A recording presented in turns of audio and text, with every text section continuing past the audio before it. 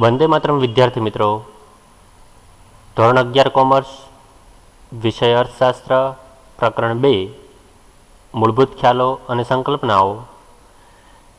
વિદ્યાર્થી મિત્રો, ગયા લેક્ચરમાં આપણે ઉત્પાદનના સાધનો કોને કહેવાય અને ઉત્પાદનના સાધનો કેટલા છે અને કયા કયા તેમના વિશેની ટૂંકમાં માહિતી મેળવેલી, તેમજ ઉત્પાદનના બે સાધનો જમીન અને શ્રમ વિશેની વિસ્તૃત માહિતી મેળવેલી, જેમાં તેમની વ્યાખ્યા સાથે તેમના લક્ષણોની ચર્ચા કરેલી. હવે આ લેક્ચરમાં આપણે અન્ય બે સાધનો મૂડી અને નિયોજક તેમના વિશેનો ખ્યાલ મેળવીશું. સૌપ્રથમ ઉત્પાદનનું ત્રીજું સાધન કે જે ઉત્પાદનની પ્રક્રિયામાં ખૂબ જ મહત્ત્વનું છે અને તેમના થકી ચીજવસ્તુઓ અને સેવાઓનું ઉત્પાદન થતું હોય છે, એવું ત્રીજું સાધન એટલે કે મૂડી અને તેના લક્ષણો વિશેની ચર્ચા કરીએ. મૂડી કોને કહેવાય? આધુનિક ઉત્પાદન પ્રક્રિયામાં અગત્યનું ગણાતું સાધન મૂડી છે. એટલે કે હાલના સમયમાં સૌથી વધુ અગત્યનું હોય તો તે સાધન મૂડી છે. શ્રમ અને જમીન એ કુદરતનું સર્જન છે. જમીનનું નિર્માણ પણ કુદરત દ્વારા થયું છે, જે કુદરતી ભેટ છે, કુદરતી બક્ષિસ છે. જ્યારે શ્રમ એટલે કે માણસ, તે પણ કુદરતનું સર્જન છે. પરંતુ શ્રમિક જ્યારે શ્રમ કરે છે, જમીનમાંથી મળેલી જે ધાતુઓ છે, જમીનમાંથી રહેલા જે ઘટકો છે, તેમનો ઉપયોગ કરીને તે કોઈ યંત્ર બનાવે, તે કોઈ વાહન બનાવે, જેમાં તે પોતાનો શ્રમ ઉમેરે. તેમને જમીનમાંથી લોખંડ પ્રાપ્ત થાય અને શ્રમિક શ્રમ કરે અને તેમાંથી કોઈ યંત્ર બનાવે, વાહન બનાવે, તો તે મૂડીનું સ્વરૂપ ધારણ કરે છે. તેને મૂડી કહેવાય છે, જે ઉત્પાદનના મૂડી સાધન તરીકે ઉપયોગમાં લેવાય છે. જ્યારે શ્રમ અને જમીન કુદરતનું સર્જન હોય, ત્યારે મૂડી એ માનવ સર્જિત ઉત્પાદનનું સાધન છે. કારણ કે જમીનના ઘટકોનો ઉપયોગ કરીને શ્રમિક મૂડીનું ઉત્પાદન કરે છે, એટલે કે માનવી દ્વારા તેને બનાવવામાં આવે છે.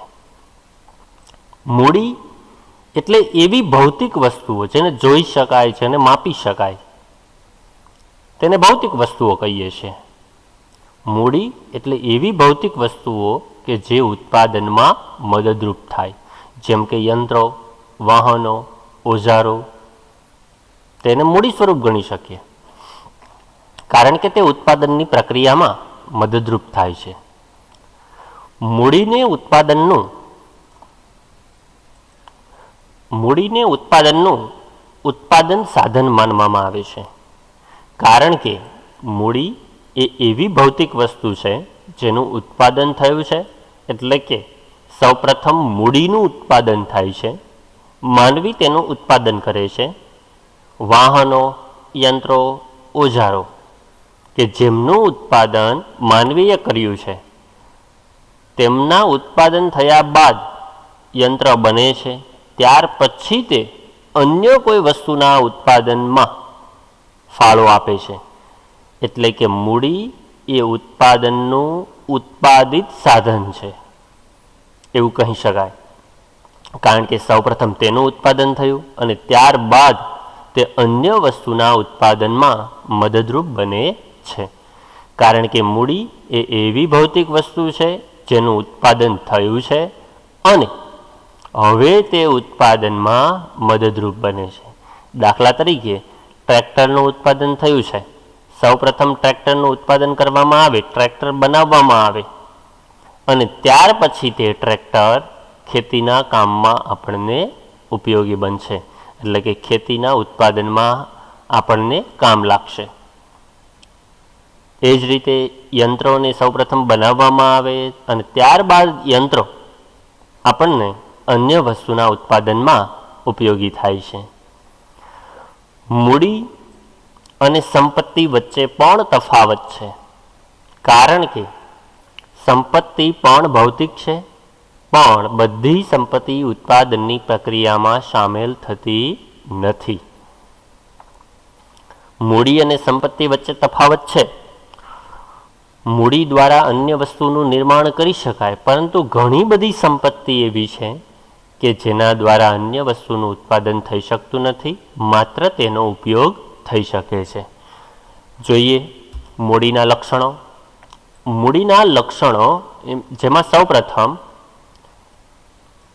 ઉત્પાદનનું માનવ સર્જિત સાધન છે, એટલે કે જમીનના ઘટકો અને માનવીનો શ્રમ જ્યારે ભેગા મળે છે ત્યારે જેનું ઉત્પાદન થાય, અને જે અન્ય વસ્તુના ઉત્પાદનમાં નિમિત્ત બને તેને આપણે મૂડી કહી શકીએ.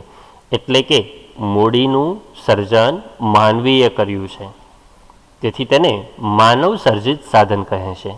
જેમ જમીન એ કુદરતી ભેટ હતી, તેમ મૂડી એ માનવીનું સર્જન છે. બીજું, સૌથી ગતિશીલ ઉત્પાદનનું સાધન છે. જમીનની ગતિશીલતા, ભૌગોલિક ગતિશીલતા શૂન્ય હતી. શ્રમની સામાજિક અને માનસિક કારણો તેને અસર કરતા હતા, તેની ગતિશીલતાને. જ્યારે ત્રીજું સાધન એટલે કે મૂડી, અને મૂડી તે સૌથી વધુ ગતિશીલ ઉત્પાદનનું સાધન છે, કારણ કે તેને અન્ય સ્થળે પણ લઈ જઈ શકાય અને અન્ય રીતે પણ તેનો ઉપયોગ થઈ શકે, એટલે કે એક વ્યવસાયમાંથી અન્ય વ્યવસાયમાં પણ તેને ફેરવી શકાય. ત્રીજું, અછત ધરાવતું સાધન છે. તે દરેક વ્યક્તિ પાસે સર્વસુલભ હોતું નથી. જે તેના માટે કિંમત ચૂકવે છે, જે તેના માટે ખર્ચ કરે છે, તેને જ મૂડી પ્રાપ્ત થાય છે. જે વ્યક્તિ શ્રમ કરે છે તેને મૂડી પ્રાપ્ત થાય છે. તે દરેક વ્યક્તિ માટે હવા પાણીની જેમ સર્વસુલભ હોતું નથી.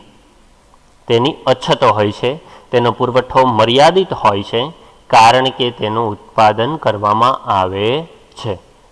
અને ઉત્પાદનના ત્રીજા સાધનનું ચોથું લક્ષણ એટલે કે મૂડીનું વળતર તે વ્યાજ છે. જેમ જમીનને ભાડું, શ્રમિકને વેતન મળતું હતું, તે જ રીતે મૂડી ઉત્પાદનની પ્રક્રિયામાં પોતાનો ફાળો આપે છે ત્યારે તેને વ્યાજ પ્રાપ્ત થાય છે, જે તેનું વળતર કહેવાય છે. આમ મૂડીના લક્ષણો તે માનવીનું સર્જન છે,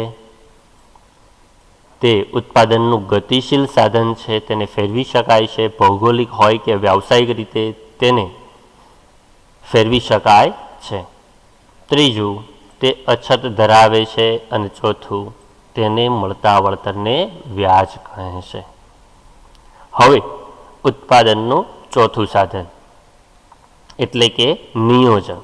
ઉત્પાદનના ત્રણેય સાધનોને જે ભેગા કરે છે અને ઉત્પાદનને શક્ય બનાવે છે તે વ્યક્તિ એટલે કે નિયોજક. વિદ્યાર્થી મિત્રો, નિયોજક અને મેનેજર તેમાં ફરક છે, તેમાં તફાવત છે. કારણ કે મેનેજરને પગાર મળે છે, જ્યારે નિયોજકને નફો મળે છે. મેનેજર જે કાર્ય કરે છે તેના બદલામાં તે પગાર વેતન મેળવે છે, તેનું વેતન ચોક્કસ હોય છે. જ્યારે નિયોજક એ જોખમ ઉઠાવે છે, અનિશ્ચિતતાઓનો સામનો કરે છે, તેના પરિણામે તેને નફો મળે છે, અને નફો ચોક્કસ હોતો નથી. તો ઉત્પાદનનું ચોથું સાધન એટલે કે નિયોજક. ઉત્પાદનના સાધનોનું સંયોજન કરનાર નિયોજક છે, એટલે કે ઉત્પાદનના ત્રણેય સાધનોને ભેગા કરી ઉત્પાદનને શક્ય બનાવે અને ચીજવસ્તુ અને સેવાનું ઉત્પાદન કરી બજારમાં મૂકે તે વ્યક્તિ એટલે કે નિયોજક. જો કે વ્યવસ્થાપક અને નિયોજક વચ્ચે તફાવત છે. જે ઉત્પાદનથી લઈને વેચાણ સુધીની વ્યવસ્થા સંભાળે તે વ્યવસ્થાપક એટલે કે મેનેજર. તેને પગાર પ્રાપ્ત થાય છે. વ્યવસ્થાપક વેતન પ્રાપ્ત કર્મચારી છે જે સાધનની માત્ર વ્યવસ્થા કરે છે. તે કારખાનામાં, ફેક્ટરીમાં, ઉત્પાદન એકમમાં થતા નુકસાન માટે જવાબદાર, નુકસાનની ભરપાઈ કરવા માટે જવાબદાર હોતો નથી. તે પોતાનું કાર્ય કરે છે અને વેતન મેળવે છે. આમ વ્યવસ્થાપક અને નિયોજક વચ્ચે તફાવત છે. જ્યારે નિયોજક એ જોખમ અનિશ્ચિતતાઓ ઉઠાવે છે, તેના પરિણામે તેને નફો મળે છે. નિયોજક સ્વતંત્રપણે જોખમ ઉઠાવે છે, તેનું વળતર નિશ્ચિત હોતું નથી. તેને મળતો નફો ચોક્કસ હોતો નથી અને ક્યારેક તેને નુકસાન પણ થાય છે.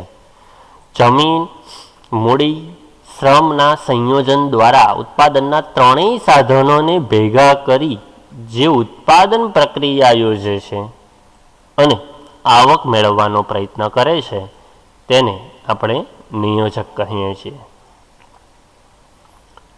નિયોજક ઉત્પાદનના ત્રણેય સાધનને નિશ્ચિત વળતર આપે છે. જેમ કે જમીન કોઈની પાસેથી લીધેલી હોય તો તેમને ભાડું આપે છે.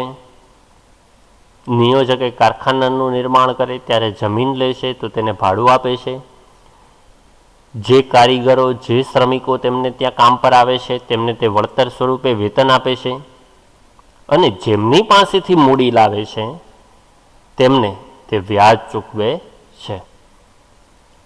ઉત્પાદનના ત્રણેય સાધનોને નિશ્ચિત વળતર આપે છે, પરંતુ તેનું પોતાનું જ વળતર નિશ્ચિત હોતું નથી, ચોક્કસ હોતું નથી. નિયોજક ઉત્પાદનના ત્રણેય સાધનને નિશ્ચિત વળતર આપે છે અને તેનું જ વળતર નિશ્ચિત હોતું નથી. નિયોજકના લક્ષણો: સૌપ્રથમ તે આર્થિક નિર્ણયો કરે છે. ક્યારે કેટલું રોકાણ કરવું, ક્યારે કેટલું વેચાણ કરવું, કેટલું ઉત્પાદન કરવું, આ બધા જ નિર્ણયો એ નિયોજક લે છે. બીજું, તે જોખમ ઉઠાવે છે. કોઈ વસ્તુનું ઉત્પાદન કરે, વસ્તુ વેચાય કે ન વેચાય, બજારમાંથી તેની માંગ થશે કે નહીં, તેની ચોક્કસ કિંમત નક્કી કર્યા મુજબ નફા સાથે મળશે કે નહીં, તે દરેક પ્રકારના જોખમો તે ઉઠાવે છે. ત્રીજું, નિયોજન શક્તિય ગુણ છે. તે દરેક વ્યક્તિમાં હોતો નથી. દરેક વ્યક્તિ સફળ નિયોજક બની શકતી નથી, કારણ કે તે વ્યક્તિનો આંતરિક ગુણ છે. ચોથું, તેને મળતા વળતરને નફો કહે છે. તેને અનિશ્ચિત સ્વરૂપમાં, અચોક્કસ પ્રમાણમાં નફો મળે છે, જે ચોક્કસ હોતો નથી. તો વિદ્યાર્થી મિત્રો, ગયા લેક્ચરમાં આપણે ઉત્પાદનના 2 સાધનો જોયા હતા અને આ લેક્ચરમાં પણ આપણે ઉત્પાદનના અન્ય 2 સાધનો જેવા કે મૂડી અને નિયોજક વિશેની ચર્ચા કરી અને હવે આપણે વ્યાપાર ચક્ર વિશેની માહિતી મેળવવાના છીએ. વિદ્યાર્થી મિત્રો, વ્યાપાર ચક્ર કોને કહેવાય? ટ્રેડ સાયકલ કોને કહેવાય? માનવ જીવનની જેમ અર્થતંત્રમાં પણ ચક્રાકાર પરિવર્તનો આવ્યા કરે છે. અર્થતંત્રમાં આવતી અસમતુલાઓ, ઉથલપાથલો, પરિવર્તનો એ મુખ્યત્વે 4 પ્રકારના હોય છે, જે આપણે સમજવાના છીએ. તો આ 4 પ્રકારના પરિવર્તનો કયા કયા છે? સૌપ્રથમ આકસ્મિક આર્થિક પરિવર્તનો, બીજું મોસમી આર્થિક પરિવર્તનો, ત્રીજું દીર્ઘકાલીન આર્થિક પરિવર્તનો અને ચોથું ચક્રવત આર્થિક પરિવર્તનો. જે આકસ્મિક સ્વરૂપે આવતી આપત્તિઓ છે અને તેના પરિણામે જે પરિવર્તનો આવે છે તેને આર્થિક આકસ્મિક પરિવર્તનો તરીકે ઓળખીએ. બીજું, જે ઋતુઓ પ્રમાણે, જે ઋતુ આધારિત છે, શિયાળો, ઉનાળો, ચોમાસું, અને આ ઋતુઓ દરમિયાન થતું ઉત્પાદન, આ ઋતુઓ દરમિયાન થતી માંગ અને આ ઋતુઓ દરમિયાન સર્જાતી રોજગારી મુજબ તેમાં સમયાંતરે પરિવર્તન આવ્યા કરે છે, જેને આપણે મોસમી આર્થિક પરિવર્તનો તરીકે ઓળખીએ છીએ. ત્રીજું, દીર્ઘકાલીન, દીર્ઘ એટલે કે લાંબા ગાળા માટે, દીર્ઘકાલીન, દીર્ઘ એટલે લાંબા, કાલીન એટલે લાંબા સમયગાળા માટે જે પરિવર્તનો પ્રવર્તે છે તેને દીર્ઘકાલીન આર્થિક પરિવર્તનો કહેવામાં આવે છે અને તેની અસર પણ લાંબા સમયગાળા સુધી અર્થતંત્રમાં રહે છે. ચક્રવત આર્થિક પરિવર્તનો એટલે કે તે ચક્રાકાર સ્વરૂપે આવ્યા કરતા હોય, જેમ કે તેજી અને મંદી, એ ચક્રવત સ્વરૂપે છે.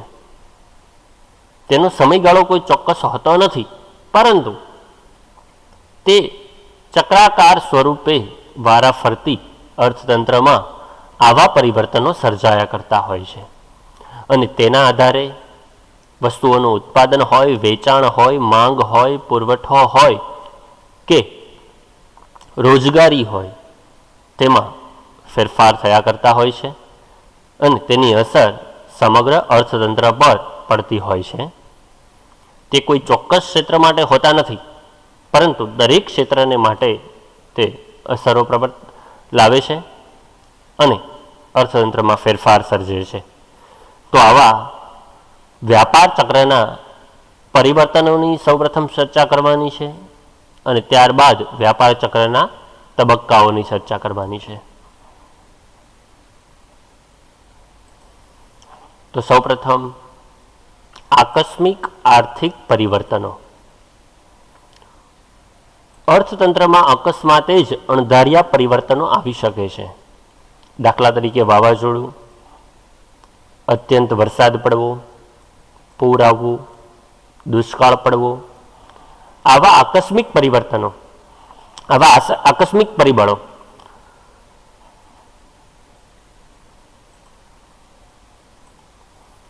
અર્થતંત્રમાં મોટી ઉથલપાથલ કે લાંબા ગાળાની અસરો સર્જે છે. જેમ કે વાવાઝોડું આવશે, અત્યંત વરસાદ એટલે અતિવૃષ્ટિ, પૂર આવશે તો ઘણો બધો પાક નાશ પામશે. ઉદ્યોગ ધંધાઓને પણ તેની અસર પડશે, કારણ કે તેમાં પણ નુકસાન થશે. દુષ્કાળ પડે ત્યારે પણ ઘણી બધી વસ્તુઓના ઉત્પાદનમાં, ખાસ કરીને ખેતી ક્ષેત્રે તેની ખરાબ અસર થતી હોય છે અને તેના પરિણામે અર્થતંત્રને નુકસાન થાય છે. આવા પરિબળોની કોઈ ચોક્કસ આગાહી કરી શકાતી નથી, કારણ કે ગમે ત્યારે આ સ્થિતિનું સર્જન થઈ શકે છે. તેથી આ પરિવર્તનોને આકસ્મિક આર્થિક પરિવર્તનો તરીકે ઓળખવામાં આવે છે અને આવા પરિવર્તનો અર્થતંત્રના કોઈ એક ભાગ કે પ્રદેશ પૂરતા પણ મર્યાદિત હોઈ શકે. જેમ કે દુષ્કાળ પડે છે તો તેની સૌથી વધુ અસર ખેતી ક્ષેત્રને થતી હોય છે. જ્યારે પૂર આવે તો તેની અસર ઉદ્યોગ ક્ષેત્રને પણ થતી હોય છે, કારણ કે પૂર આવતા ઉદ્યોગ ધંધાના સ્થળો પણ પાણીમાં ગરકાવ થશે અને તેના પરિણામે તેમાં નુકસાની થશે અને તેનું કાર્ય બંધ રહેશે તે સમયગાળા દરમિયાન તેના ઉત્પાદન પર પણ અસર થશે. આમ આ પરિવર્તનોની કોઈ ચોક્કસ આગાહી થઈ શકતી નથી. તેનું નિર્માણ ગમે ત્યારે થઈ શકે. તેથી તેને આકસ્મિક આર્થિક પરિવર્તનો તરીકે ઓળખવામાં આવે છે. બીજું, મોસમી આર્થિક પરિવર્તનો. અર્થતંત્રમાં ઋતુ આધારિત પરિવર્તનો પણ આવે છે, જેમ કે શિયાળા, ઉનાળા અને ચોમાસામાં બજારમાં જુદી જુદી માંગ સર્જાતી હોય છે. જેમ કે શિયાળામાં ગરમ કપડાની માંગ થાય, ઉનાળામાં સુતરાઉ કપડાની માંગ થાય અને ચોમાસામાં રેનકોટ અને છત્રીની માંગ થતી હોય. આમ જેમ જેમ ઋતુ બદલાય છે તેમ તેમ માંગ બદલાતી જતી હોય છે અને તે મુજબ ઉત્પાદન અને રોજગારીમાં પરિવર્તનો આવે છે. જેમ કે દર વર્ષે મોસમી પરિવર્તનોનું એક ચક્ર ચાલ્યા કરે છે અને તેમાં સમયાંતરે પરિવર્તન આવ્યા કરે છે. જ્યારે શિયાળાની ઋતુ આવવાની હશે તે અગાઉ ગરમ કપડાનું ઉત્પાદન શરૂ થશે અને તે સમયગાળા દરમિયાન તે કાર્યમાં નિપુણ વ્યક્તિઓને રોજગારી પ્રાપ્ત થશે. પરંતુ તે ઋતુ ગયા બાદ અન્ય ઋતુ આવતા ગરમ કપડાની માંગ ઘટશે અને તે વ્યક્તિઓ, તેની સાથે સંકળાયેલ વ્યક્તિઓ જે ગરમ કપડાના ઉત્પાદનમાં સંકળાયેલા છે તેઓ થોડાક સમય માટે બેકાર બનશે અને તેમને રોજગારીમાં પરિવર્તન આવશે. આમ મોસમી આર્થિક પરિવર્તનો. ત્રીજું, દીર્ઘકાલીન આર્થિક પરિવર્તનો. અર્થતંત્રમાં કોઈ ચોક્કસ દિશામાં લાંબા સમયગાળા સુધી પરિવર્તન પ્રક્રિયા ચાલે છે તો તેને દીર્ઘકાલીન પરિવર્તન કહે છે. કોઈ પણ ગતિશીલ અર્થતંત્રમાં લાંબા ગાળાના પરિવર્તનો આવતા જ હોય છે, જે એક જ દિશામાં હોય છે. અહીંયા પરિવર્તનો ચક્રાકાર હોતા નથી. જેમ કે લાંબા સમયગાળા માટે ગણી શકાય કે સરકારની કોઈ નીતિમાં ફેરફાર થશે તો એ લાંબા સમયગાળા માટે ઉદ્યોગ ધંધાઓને અસર કરશે. કોઈ ટેકનોલોજીમાં પરિવર્તન આવે છે, ટેકનોલોજી બદલતી જાય છે, અમુક સમયગાળા દરમિયાન તેમાં ફેરફારો આવે છે તો તે દીર્ઘકાલીન લાંબા સમયગાળાના આર્થિક પરિવર્તનો કહેવાય છે. ચક્રવર્ત આર્થિક પરિવર્તનો. ચક્રવર્ત એટલે ચક્રાકાર પરિવર્તનો.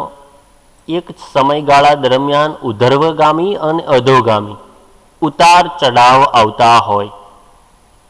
આવા પરિવર્તનો જ્યારે સર્જાય, આવા વલણો જ્યારે સર્જાય ત્યારે તેને ચક્રીય આર્થિક પરિવર્તનો કહે છે. અને આવા પરિવર્તનો નિશ્ચિત ન હોવા છતાં ઓળખી શકાય તેવા હોય છે, જેમ કે તેજી અને મંદી. આવા પરિવર્તનોની શરૂઆતમાં ઓળખી ન શકાય, પરંતુ તે ચક્રાકાર સ્વરૂપે આવતા જ હોય છે. વ્યાપાર ચક્રો આવા ચક્રીય પરિવર્તનો હોય છે અને જુદા જુદા અર્થશાસ્ત્રીઓ વ્યાપાર ચક્રની વ્યાખ્યા આપી છે તે આપણે જોવાના છીએ. તો વ્યાપાર ચક્ર કોને કહેવાય અને વ્યાપાર ચક્રમાં જે સારા અને ખરાબ પરિવર્તનો આવે છે, જે ઉતાર ચઢાવના તબક્કાઓ આવે છે, તેમના વિશેની માહિતી હવે આપણે આવતા લેક્ચરમાં જોઈશું.